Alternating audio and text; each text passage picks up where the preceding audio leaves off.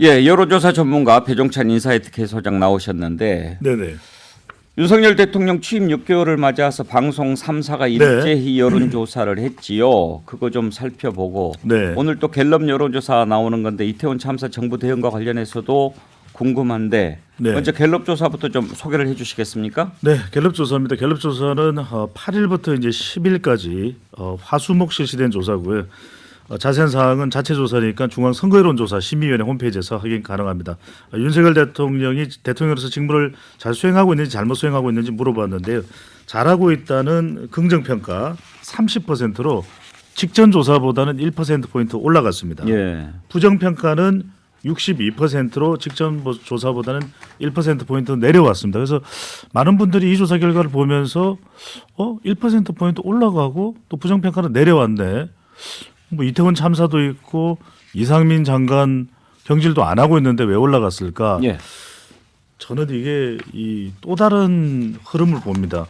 지금 대통령의 지지율을 떠받쳐주고 있는 두 축인데 국민의힘 지지층은 윤석열 대통령이 잘하고 있다 69%고요. 그다음에 60대 이상에서는 대통령이 잘하고 있다가 52%로 나타났습니다. 그러니까 지금 보수층과 국민의힘 지지층, 특히 국민의힘 지지층에서는 대통령이 무너지면 안 돼. 지금 총공세를 받고 있잖아. 더 뭉쳐야 돼. 이런 결집 현상이 나타나고 있는 것이죠. 그런데 이 조사보다도 저는 이 조사를 소개를 해드려야 될 것 같습니다. 조금 빨리 소개를 해드립니다. 이 방송 3사가 실시한 조사 결과인데요. 이 MBC는 코리아 리서치 인터내셔널과 그리고 SBS는 넥스트 리서치 그리고 KBS는 한국 리서치와 실시를 했고요. KBS는 6일부터 8일, MBC와 SBS는 7일, 8일 양일간 실시했습니다. 오늘 소개해드리는 모든 조사는 중앙선거여론조사 심의위원회 홈페이지에서 확인 가능합니다. 긍정만 말씀드립니다. 대통령에 대한 이 긍정평가입니다. MBC는 나중에 설명드립니다. 왜요? 조금 이따 그 이유가 있습니다. 어. KBS 30.1%, SBS 28.7%, MBC입니다. 33.4%. MBC가 가장 높습니다. 이건 뭐 여론조사기관에서 하는 거지 뭐. MBC가 하는 건 MBC가 그냥 의뢰만 한 거 아니에요? 그래서 말씀드리는 예. 겁니다. MBC가 34.4로 가장 높은데 지금 인터넷에서는 왜 MBC가 배제됐을까? SBS는 28.7이다. 이런 이야기까지 나옵니다. 무슨 말이에요? 그러니까 MBC가 새 여론조사에서 제일 그나마 높게 나왔는데 왜 비행기 못하게 했느냐 이 말이에요? 그렇죠. 국익 때문에 MBC를 배제한다고 했는데 SBS는 28.7이다. 여론조사 전문가가 그렇게 얘기하시면 아니 그러니까요. 예. 오죽했으면 제가 이 이야기를 하냐고요. 그래서 이거 SBS가 자칫 28.7이면은 비행기 괜찮겠냐? 아무튼 뭐 어때요? 근데 여론조사 전문가시니까 네. 여론조사 설문응답하는 분들이 예. 어디에서 의뢰했느냐에 영향을 받기도 합니까? 어디에서 의뢰했는가는 조사할 때 밝히지 않습니다. 이 하우스 이펙트 때문에 여러분들이 많이 궁금해하시고 또 오해하시는 부분인데 그냥 조사해서 한국 리서치에서 조사를 합니다. 또 코리아 리서치에서 조사를 합니다라고 이야기를 하지 MBC인지 조선일보인지 경향신문인지는 밝히지 않습니다. 예. 예. 그러면 소개할 때도 그래야 되는 거 아닌가요? 왜냐하면은 결과를 소개할 때요. 그런 생각이 들어요. 네. 그러니까 지금 갑자기 우리 배 소장께서 예. MBC는 뭐 33.4라고 그러면은 예. 잘 모르는 일반인들은 MBC 조사라서 높게 나오나 뭐 이렇게 받아들일 수 있는 건데 그건 전혀 상관이 없는 거잖아요. 그런 상관이 없습니다. 예. 예. 약간 웃자고 한 얘기였죠. 네, 그래서 뭐 MBC 취재 배제됐는데 MBC가 제일 높은 네, 자제하겠습니다. 예. 아니 그건 전문가니까 예. 혼란스럽게 할 혼론을 수 있어서. 드리면 안 되죠. 예, 네. 예. 예. 그러니까 이제 일부에서 그런 의견을 가질 수 있는 거죠. 예. MBC가 보니까 여론조사 그나마 제일 높게 나왔는데 왜 못하게 했어? 그것은 이제 일반인들이 얘기할 수 있는 건데 예.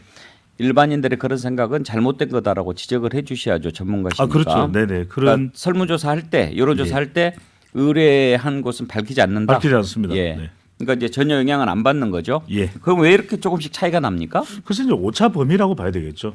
실제로 이제 1,000명을 조사하면 표본 오차가 95% 신뢰 수준에 플러스 마이너스 3.1이니까 6.2% 구간 왔다 갔다. 내에서는 예. 왔다 갔다 하는데 실제 그 범위 내에 3개 조사 기관의 조사가 다 포함이 범위 내에 있습니다. 그래서 항상 전문가들은 추세를 봐야 된다고 그러시죠. 그렇습니다. 그게 예. 중요합니다. 이건 혹시 각 그 방송 3사가 그 전에 조사했던 것과 뭐 좀 추세를 비교해 볼 수 있는 자료가 있습니까? 대체로 그 이전의 조사들은 대통령의 지지율이 아주 낮을 때나 높을 때라서 계속 정기적으로 뭐 2주 간격, 1주 간격으로 실시하지는 않고 있습니다만 대체로 이제 대통령 취임할 시점 또는 대통령의 임기 한 30일쯤, 이쯤 50일쯤에 실시한 조사들과 비교를 해보면 지지율이 내려가 있는 상태인 거죠. 그때보다 내려갔습니까? 예, 예. 구체적인 수치는 지금은 없고요. 예. 예.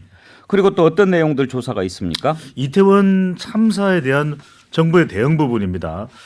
KBS는 긍정적이다가 26.8%, MBC는 22%, SBS가 27.8%로 나타났고 이것도 3사가 그렇게 큰 차이는 없는데 바로 이 책임자 경질과 관련된 부분에 주목을 하게 됩니다. 경질 범위를 물어본 질문인데요. 이 경찰청장 그리고 행안부 장관, 국무총리까지 포함돼야 된다가 50.6%고 이 행안부 장관, 경찰청장 그러니까 행안부 장관까지 포함되는 것만 하더라도 거의 한 80% 가까이 되는 결과고 MBC의 조사 결과는 이상민 장관이 사퇴해야 된다가 54.4, 사퇴할 필요가 없다가 39.6%로 나타났습니다. 아무래도 정부 국가 위기 관리 능력 이런 부분들에 대한 국민들의 생각이 궁금한데 그 조사도 있습니까? 있습니다. 정부의 이 국가 위기 관리 능력에 대해서 불신하느냐, 신뢰하느냐 네 분야로 나눴습니다. 사회, 이 정치, 경제, 안보인데 불신한다가 사회 분야에서는 65.8, 정치는 66.2 불신입니다.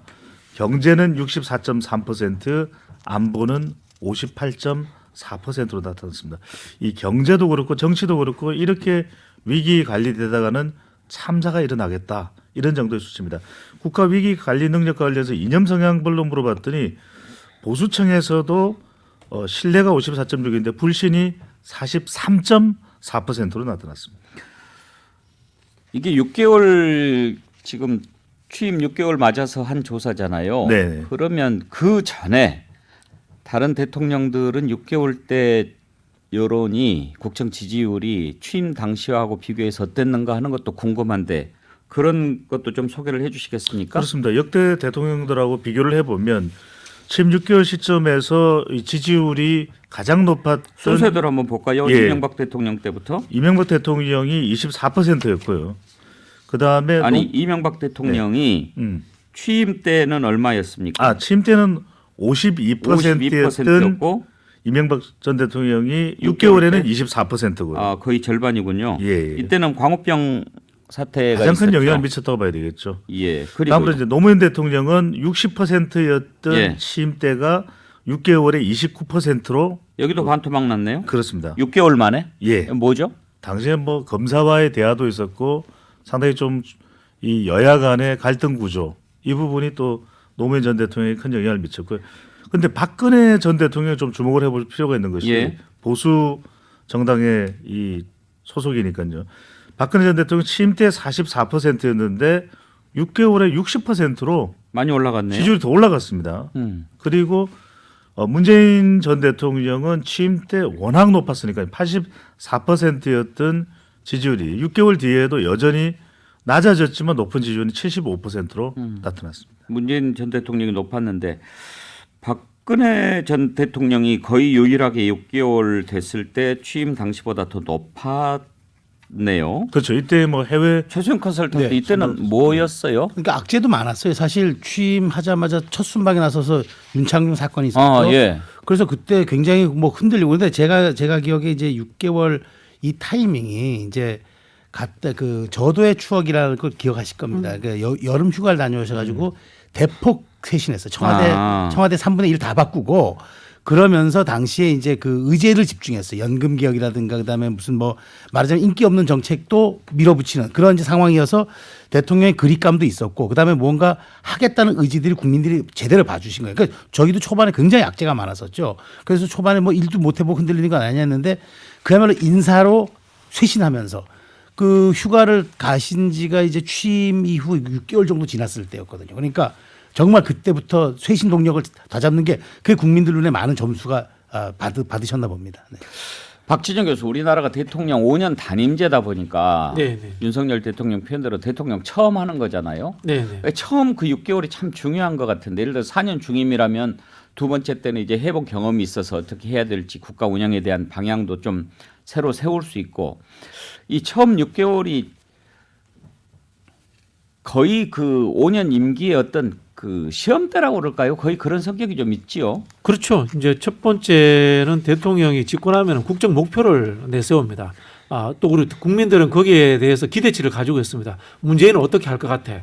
박근혜는 어떻게 할 것 같아? 이런 기대치가 있고, 뭐 이명박은 어떻게 할 것 같아? 그 기대치에 보면 그대로 갑니다. 이명박 정부는 이제 실용 정부, 그다음에 시장 중심적인 거, 박근혜 정부는 좀 애국주의적인 느낌, 이런 것들, 문재인 정부는 이제 뭐 적폐청산이라든가 나라다운 나라 이런 게 있었는데, 지금 윤석열 대통령 같은 경우는 사실 인수위를 했는데도 국정 목표가 없어요. 그런 부분에서 이제 준비가 전혀 안 됐다, 이런 느낌이 있는 거고요. 두 번째는 좀 뭔가 하면은, 우리 이제 정치라는 게 대통령이 혼자 집권하는 것이 아니고 정당이 같이 집권하는 정당 정치의 역할이 되어야 되는데, 제가 보기에는 국민의힘은 탄핵의 강을 아직 못 걷는 것 같아요. 보수 정당으로서의 또는 중도 합리적인 보수 정당으로서의 자기 정체성이라든가 집권할 수 있는 실력을 회복하지 못했다, 그런 느낌이 저는 뭐 듭니다. 그런 부분에 있어서 국민들에게 이 정당이 집권해서 국가를 제대로 운영할 수 있는 정부인가, 이 대통령이 과연 대통령으로 역할을 제대로 할 수 있는 대통령인가라는 것에 대해서 신뢰를 못 주기 때문에 어떤 일을 하더라도 지지율이라는 것은 30-40% 정도에 머무는 수준에밖에 되지 않는 것이고요. 그리고 대통령 역시 똑같이 30%만 보고 지금 정치를 하고 있는 거예요. MBC 탑승 거부 관련해서 언론 노조에서는 성명을 보면 이런 이야기가 나옵니다. 극우 지지층 결집을 위한 정치적 공격이다. 대통령 자체가 국민 전체라든가 확장성을 두지 않고 정치를 하고 있다는 것이 국민들과 그다음에 언론에서 이렇게 느낀다면은 이 상황은 해결할 수 없는 거다, 저는 이렇게 봅니다. 짧게만 좀 덧붙이면 좋겠는데, 아까 말씀드렸던 것이 이제 6개월 한국갤럽 기준으로 말씀드렸는데, 이명박 전 대통령과 노무현 전 대통령은 그 이후에 6개월이 참 중요했습니다. 예. 그래서 낮아진 지지율을 좀 회복시켜야 되겠다, 그런 차원에서 노무현 전 대통령은 상당히 노력을 했었고, 그것이 그 뒤에 탄핵 국면이 되면서 노무현 전 대통령 그 이후에 6개월은 거의 뭐 7개월, 8개월째쯤 되는 시점에서는 50에서 60%로 지지율이 올라갔고, 2004년 총선에서는 아시겠지만 그 탄핵 국면에서 열린우리당이 압승하는 그 또 지지율이 됐었거든요. 이명박 전 대통령도 마찬가지입니다. 그 이후에 국가 운영 전략을 바꿔서 친서민 중도 실용으로 갔고, 또 대통령의 임기 중반쯤 2년차 되는 시점에서는 지지율이 거의 한 50에서 60%로 올라갔거든요. 문제 이제 윤석열 대통령의 경우에는 지금 낮은 지지율에 대해서 이거 어떻게든 좀 바꿔서 지지율을 50에서 60%로 가져가야 되겠다라고 하는 보관 또는 의지 또는 계획, 이런 게 있는가가 참 의문스럽다라는 것인 거죠. 장윤성 기자, 혹시 네. 지금 윤석열 대통령실에서는 말이죠, 네. 이런 거 보면서 뭐 이명박도 24, 노무현도 29였는데 우리 30이면 뭐 선방하고 있는 거네, 이런 생각하고 있지 않을까요? 이제 실제로 지지율에 연연하지 않는다라고 초반에 밝힌 바 있었는데요. 그 내부적으로는 두려움이 있는 것 같긴 해요. 이대로는 안 되겠다라는 생각이 있는데, 누구도 이걸 대통령께 직보를 잘 못하는 분위기인 것 같습니다. 그러니까 누가 그런 얘기를 하던데, 대통령이 머리에 까치집을 쥐고 나와도 이거 머리 빗으셔야 됩니다라고 말해주는 참모가 없는 거 아니냐. 그러니까 전부 예스맨들은 있지만 아니올시다, 이렇게 하시면 안 됩니다. 그러니까 예컨대 MBC에 대해서 이제 탑승 배제 결정을 내리는 문제만 하더라도 이거는 사실 후폭풍이 어마어마한 일이거든요. 그러니까 비단 이제 국내 언론 MBC에 대해서만 일종의 이제 원포인트 징계를 했다라고 생각을 한다면 이거는 큰 오산이고, 이게 사실은 국제사회에 줄 일파만파 파장은 정말 심각하고요. 특히나 이제 연말 되면 국경 없는 기자회라든가 여러 언론단체들, 국제 언론단체들이 언론자유 지수를 이제 평가해서 보도하게 될 텐데 상당히 추락할 가능성이 높거든요. 그러면 윤석열 대통령이 항상 강조했던 자유, 취임식에서도 33번, 8.15 때도 모든 시정연설에서도 뭐 33번, 35번씩 강조했던 그 자유의 구체적인 의미가 뭐냐. 그리고 또 하나는 글로벌 리더 국가를 굉장히 강조를 했습니다. 근데 이제 그 BBC의 로라 비커 기자가 뭐라고 얘기를 했냐면 싫어하는 방송 취재진을 해외 순방에서 배제하는 게 바로 윤석열 대통령이 말하는 글로벌 이미지라는 것이냐라고 외신들이 묻고 있는 거거든요. 근데 이 문제에 대해서 뭐라고 답변할 거냐. 저는 실제로 답변할 내용이 없다라는 생각이 들면서 큰 틀에서 보면 큰 위기를 맞고 있는데 이 위기에 직면한 대통령과 대통령실 내부는 대단히 한가하거나 한가하지 않다라는 것을 감지한 참모들도 대통령한테 이렇게 하면 안 된다라고 말하지 못하는 데서 지금 비극이 계속 진행되고 있는 게 아닌가라는 생각이 좀 듭니다. 전문가한테 한번 물어봅시다. 지금 윤석열 대통령 지지율이 쭉 이렇게 이제 우리가 매주 살펴보고 있습니다만 네. 거의 오차범위 안에서 30%대 왔다 갔다 하잖아요. 이게 이렇게 계속 고착화되다시피 하면 어떤 문제가 생깁니까? 일단 대통령의 국정 운영 동력을 얻기가 어려운 거죠. 어렵고 실제로 더불어민주당에서도 이렇게 지지율이 낮고 소통하지 않는 대통령과 협력은 좀 힘들겠죠. 국민 공감대를 얻어야 돌파력이 생기는데 근데 문제는 뭐냐면 대부분의 역대 대통령들은 낮은 지지율은 국민들의 평가로 믿고 의식을 하고 태도를 전환했거든요. 근데 윤석열 대통령은 전혀 그런 기미 자체가 보이지 않는다. 지지율이 어떻게 나오든 상관없다라는 반응으로 인식이 된다라는 것이고 결국에는 더불어민주당에 대해서도 이재명 대표에 대해서도 그냥 수사 계속하면 된다. 이게 오히려 국민들에게는 국민들의 요구에 우리가 부응하는 것이다라고 이렇게 우리 이 국민들조차도 그렇게 전개되리라고 인식을 한다라는 거죠. 오늘 근데 저도 짧게 좀 한 말씀 좀 드리겠습니다. 그러니까 지금 6개월 국정수행 평가하고 이태원 참사 정부 대응이 국정수행은 30%대로 보는 게 정확할 것 같고요. 다 거의 합하면은 그다음에 이태원 참사 정부 대응 25% 이렇게 보는 것 같습니다. 그러면 저는 하방의 최저치가 이거라고 생각합니다. 그런데 이게 장기화되잖아요. 두 가지 현상이 나타납니다. 정치적 무기력증과 그다음에 내전의 일상화가 일어납니다. 이게 계속 좀 장시간 지속되잖아요. 그러면 그게 다른 게 아니라 그게 바로 식물 정부입니다. 그러니까 저는 이걸 들여다봐야 되는 지금 이 수치에서 우리가 봐야 될 것은 이게 이런 식으로 6개월 이상만 더 가잖아요. 그러면 정말 정치적 무기력증이 이제 둔감해지는 거죠. 무기력증이 이제 내면에 자리 잡게 되는 거고 그러면 내전의 일상이 이루어져요. 그것을 그냥 받아들이게 되는 거예요. 그러면은 그렇게 해서 1년의 시간이 지나간다. 남은 4년은 정말 다시 한번 도약하기가 엔진 끈 비행기가 다시 이륙하기 얼마나 어렵겠습니까? 국정 동력이 없어진다는 걸 뭐 이제 공무원들이 말 안 듣는다 이런 차원이 문제가 아니고요. 저는 이제 최수영 평론가님 말씀에 동의하면서 그걸 좀 더 구체적으로 이야기하면 내전의 일상은 국민의힘에 분합니다. 국민의힘에 있는 국회의원들이 내가 이제 대통령 낮은 지지율 탓에 당선되지 않을 것 같으니까 대통령에 대해서 비판을 하고 분화가 일어나고 더 극단적으로 가면은 대통령 물러나라 이런 이야기까지 하는 거예요. 우리가 박근혜 대통령이 물러나게 한 이 탄핵은 결국은 국민의힘 내부에서 일어난 겁니다. 그런 걸 잘 보셔야 돼요. 그렇기 때문에 제가 앞에서도 계속 이 상황에 대해서 대통령을 견제할 수 있는 유일한 집단은 국민의힘의 국회의원들이라는 거예요. 민주당이 비판하면 저건 야당이니까 당연히 그렇게 하는 거야. 이렇게 생각을 하거든요. 대통령실 참모들은 인사권이 대통령한테 달려있는데 어떻게 비판합니까? 대통령과 독립적으로 별개로 정당에서 그다음에 또 국민의회에서 뽑은 사람들은 국회에 있는 국민의힘 의원들이에요. 그분이 잘해야 돼요. 그분들이. 정당 지지율은 어떻게 나왔습니까? 오늘 갤럽에? 네, 갤럽 조사에서 정당 지지율은 더불어민주당이 34%, 국민의힘이 32%로 직전 조사와 동일했습니다.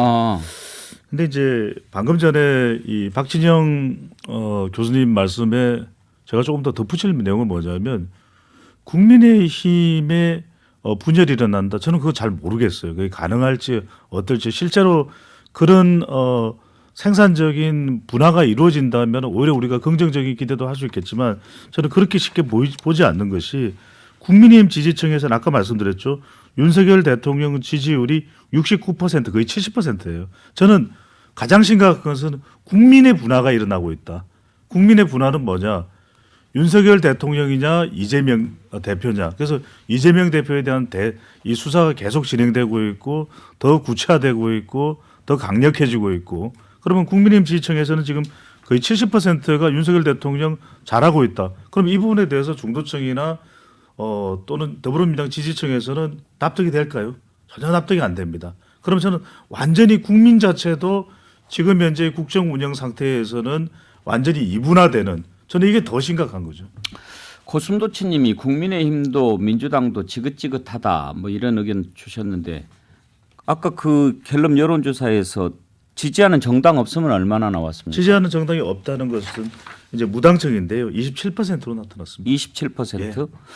어떤 조사 보니까 양당 지지하는 것보다 지지하는 정당 없음이 더 많이 나온 것도 있던데요. 그렇죠. 왜냐하면 이게 이제 질문을 어떻게 하느냐에 따라 달려 있는데 가령 정당이라는 것은 우리가 물어보면 솔직히 우리 국민들이 구체적으로 내가 어느 정당을 지지한다가 확고할까요? 그러니까 이제 재질문을 합니다. 이제 정당 지지율의 무응답이 워낙 많으니까 무당층이죠. 그러니까 이제 그래도 국민의힘이나 더불어민주당 중에서 그래도 어느 쪽이 좀 낫다고 생각하세요. 이렇게 물어보면 이제 추가 응답이 있으니까 만약에 그 재질문을 안 한다면 거의 뭐 40% 이상 40% 가까이 무당층이라고 봐야 되죠. 지금 당장 SBS 여론조사 보더라도 이재명 대표 측근 수사와 관련해서 원칙에 따른 수사냐 정치 보복이라고 보느냐 이 부분이 오차 범위 아니긴 하지만 원칙에 따른 수사라고 본다가 48.8이고 예. 정치 보복이다가 44.8이라고 해서 원칙에 따른 수사라고 인식하는 게 더 많아요. 예, 조금 더 많게 나타나는데 참 그 조사에 보면은 특이한 점은 이재명 대표 또는 측근과 관련된 수사에서 연령대별로 분석을 해보면 10대, 20대에서도 좀 수사를 해야 된다. 진상조사가 필요하다라는 의견이 비교적 높게 나옵니다. 상대적으로. 예. 그러니까 결국은 이재명 대표 측근에 대한 수사를 지금 민주당은 정치 보복이라고 주장을 하지만 국민들이 윤석열 대통령에 대한 지지율을 그렇게 지지를 높게 하지 않으면서도 민주당에 대한 지지가 또 상대적으로 높은 것도 아니고 이재명 측근 수사에 대해서도 원칙에 따른 수사라고 보고 있다라고 하는 것 이것이 지금 국민들 여론이잖아요. 뭐 여론을 민주당도 좀 인지를 해야 되겠죠. 그래서 저는 보기에 민주당이 지금 여기에 대해서 이 정치 보복이라는 프레임에 집중할 것이 아니고 역으로 오히려 지금 뭐 어떻게 보면 방어적인 자세를 취하고 있어요. 민주당이. 그게 저는 문제다라는 생각이 들고 오히려 윤석열 정부의 실정이라든가 앞으로도 개선될 가능성이 없다라는 것을 가지고 저는 오히려 공세적으로 나가는 것이 국민들의 정서에 부합하는 방법이다. 그런 생각이 들어요. 6개월인데 계속 이렇게 지지율이 낮은데 이제 좀 올려야 되지 않습니까? 그런데 너무 악재들이 계속 나와가지고 이거 돌파를 잘하면 거기서 또 뭔가 또 반전의 계기를 찾을 수도 있을 것 같은데요.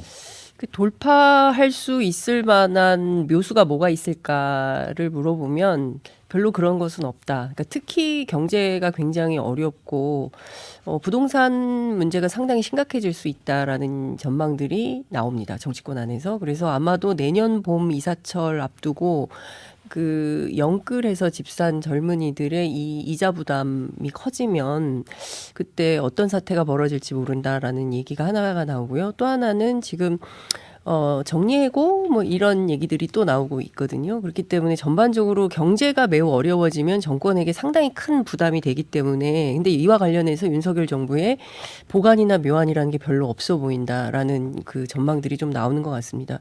또 하나는 이제 정치적인 무기력증이 상당히 있는 것 같고요. 외교안보적으로도 계속 한미일 협력을 이야기하는데 이 한미일 협력의 핵심은 미국의 요구인 것이고 일본을 데리고 갔을 때 우리한테 남는 국가적 이익이 뭐냐 별로 없다. 일본의 목소리가 커질수록 동북아 정세는 우리에게 불리할 수도 있다. 이런 얘기들이 나옵니다. 그렇기 때문에 윤석열 정부가 이걸 돌파하고 넘어서서 40% 50% 가기는 쉽지 않다. 이런 전망이 나옵니다. 네, 오늘 여기까지 하지요. 네 분 수고하셨습니다. 감사합니다. 감사합니다. 네, 함께해 주신 여러분 감사합니다. 즐겁고 건강한 주말 보내시고요. 다음 주 월요일 오전 11시에 다시 찾아뵙겠습니다.